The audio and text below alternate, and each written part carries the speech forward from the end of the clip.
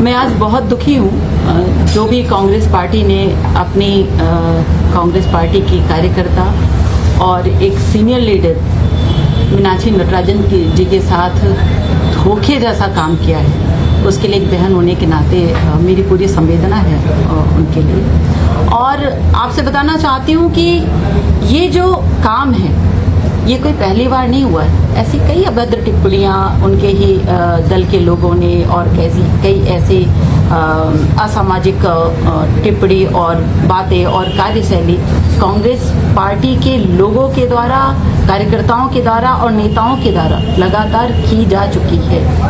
और आज राज्यसभा का जो पर्चा जो नामांकन निरस्त हुआ है, और उसमें मुझे भी आश्चर्य है कि किस तरह से ये लोग इतना नज़रअंदाज कर सकते हैं कि किसी भी पर्चे को, किसी भी उम्मीदवार के पर्चे को किस तरह से भरा जा सकता है, भरना चाहिए। लेकिन ये जानबूझकर किया गया काम है, जिसमें एक बहन को अपमानित करने के लिए सुनियोजित ये प्लान था और सुनियोजित तरीके के माध्यम से उनको आज एक बार फिर से बहन को अपमानित किया गया है। और आगे आने वाले समय में और ऐसे कई सारे विषय हमारे सामने निकल कर पहले भी आए। आज तो राज्यसभा का नामांकन रद्द हुआ है। पिछले आपने 2019 में, 2009 में, चाहे 2019 आपने 2023 में, मैं 24 में के चुनाव में, लोकसभा के चुनाव में आपने सूरत का विषय देखा होगा। 2009 के चुनाव में आपने विदिशा का विषय देखा होगा। 2019 के चुनाव में आपने उत्तर प्रदेश का विषय देखा होगा।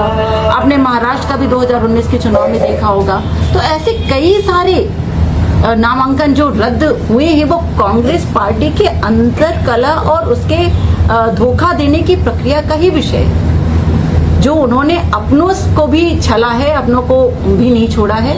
और आज उसका शिकार मीनाक्षी नटराजन जी हुई हैं, जो हम सब के लिए, हमारे देश के सभी बहनों के लिए ये बड़ी दुख की बात है, बड़ी शर्म की बात है कि किसी दल में यदि ऐसा छल हमारी बहनों के साथ हो तो निश्चित रूप से आगे आने वाले समय में ऐसे दल पर आप और क्या विश्वास करेंगे कि वो क्षेत्र का कमान या प्रदेश का कमान या देश का कमान संभालने में अपने आप को जनता के प्रति विश्वास के काबिल बना सकती है। इसलिए मैं इसके प्रति बहुत खेद भी व्यक्त करती हूँ कि कांग्रेस पार्टी ने इस तरह से धोखा अपनी बहन के साथ दिया।